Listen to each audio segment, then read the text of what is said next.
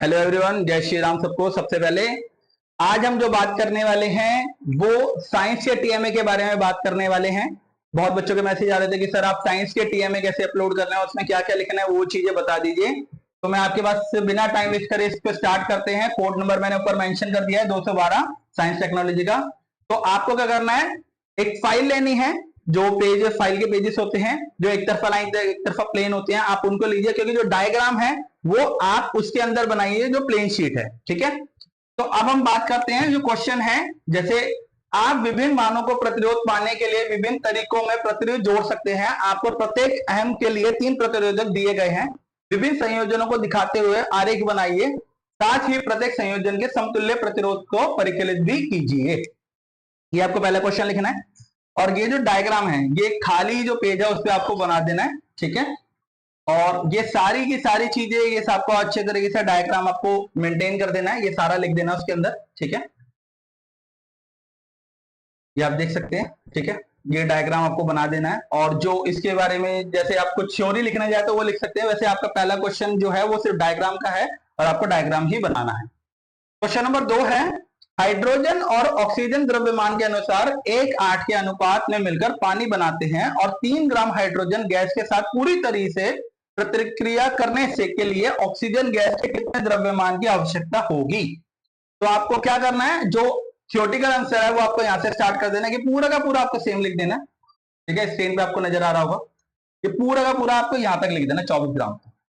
ठीक है, तो यहां पर आपका क्वेश्चन नंबर जो 2 है उसका आपको आंसर मिल जाएगा।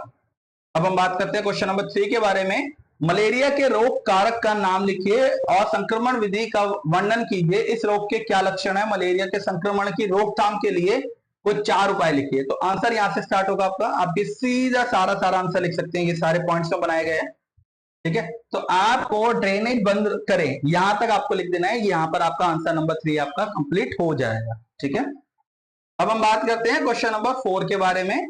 निम्नलिखित आरेख एक रासायनिक प्रतिक्रिया प्रदर्शित करता है, ध्यान से देखें और निम्नलिखित प्रश्नों के उत्तर दीजिए। तो इसमें होने वाली रासायनिक प्रतिक्रिया के प्रकार को पहचाने और इसे परिभाषित कीजिए। नमक का रंग कैसे बदलेगा। तो ये सारी जो ये आप देख सकते हैं, ये डायग्राम आपको बना देना। थ्योरी के जो क्वेश्चन है वो ये हैं।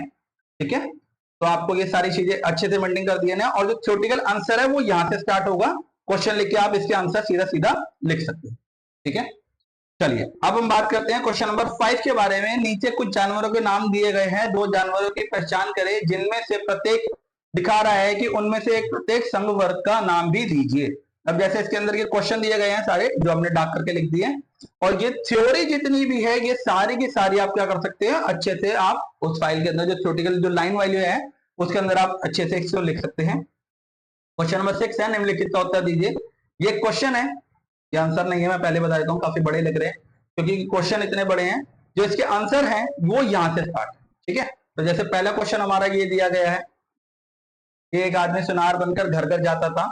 ये पूरी एक तरीके से केस स्टडी तरीके से दिए गई है, तो आपको इसको पूरा पढ़ना है और पढ़ने के बाद आपको ये आंसर लिख देना है। ठीक है, तो इसके आंसर भी आपको सारे सबके दिए गए हैं।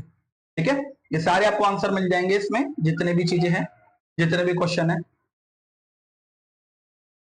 ठीक है, तो यहां पर आपका आके टीएमए क्या हो जाएगा, खत्म हो जाएगा। इसके अंदर सारे 6 क्वेश्चन कवर किए गए हैं।